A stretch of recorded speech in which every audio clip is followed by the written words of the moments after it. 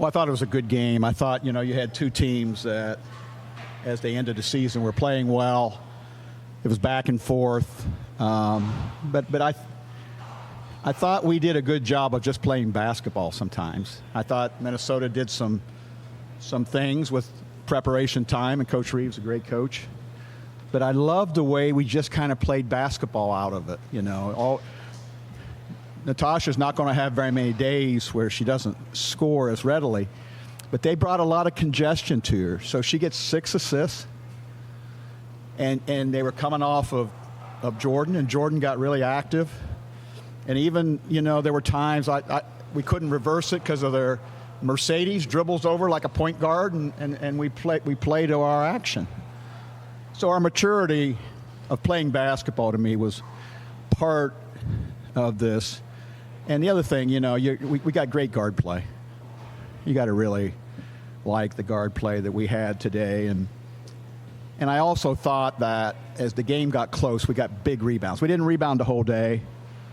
But when you saw Mercedes Russell pull that out of a crowd, I don't know if you know the play I'm talking about. There's always a play or two in my mind when we win a game, like that play signified we're going to get it done. And that was Sadie's rebound. Have you ever been a part of a game where one backcourt outscores the other one 48-1? No.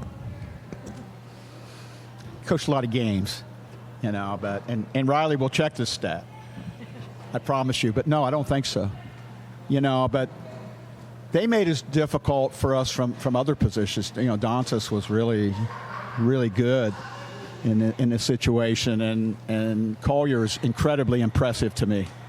I thought we did a decent job, and she still was a good basketball player. But no, our guard play, and I think, we put a lot of traps and congestion around them. But no, that separation's pretty unique. Jeff Brown, Cascadia Sports Network. Can you just talk about the importance of Mercedes Russell being able to defend Sylvia Fowles the way she does? Because, in years past, Sylvia's gone off for 25, 30 points against the Storm. And so, to hold her to under 15 and just to be in that presence defensively. Well, you've watched her improve the whole season. We've had a front row seat for that. She's gotten, that's the 5th time she played Sylvia? Now, we bring a lot of help. The thing I was telling the coaches that Sylvia kind of got it going, and then, first of all, the thing Sadie's did really well was she didn't let her get too deep, but there was a lot of feet all around Sylvia, in those situations. But the journey has taught our young ones a lot, and I'm talking about, Canada, and I'm talking about Russell. They have learned a lot this year, and you could see it as part of the play today, and that's an example of it. It's pretty daunting. Fowles is that good, but you've done it 5 times now, so you've got an idea of the chore ahead of you. Jordan Canada has a career-high 26 points tonight. Just talk about her performance and what she did out there. Well, I thought she did things off the ball that were exceptional. And you always think about Jordan taking it and pushing it. Now, one of the keys is our pace was good. We wanted a pace, and she was a part of that, but her cutting, her relocation, all those subtle things without the basketball led to situations where now she scores readily like that. And that was key. That was key because she's a player whose game is like Russell's, has really grown in a lot of ways. And for her to recognize, okay, I need to be pivotal without the ball because of the schemes we're playing against, and she was. Has this been in the works for a while for Jewel, this kind of performance, the way that she's... I'm sorry, I can't quite hear you. Jewel coming back from the injury, has this performance kind of been in the works for a while for her? Oh, yeah. Yeah, and we need her to be this. It's her time of year. We really do. And she looks ready to me.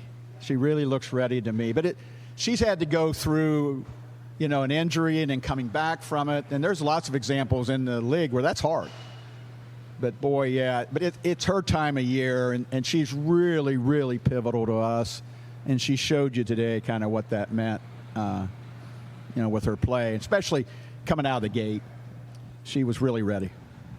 Hey, just how is Jordan, or how is this team different with Jordan as opposed to Sue running that point guard spot?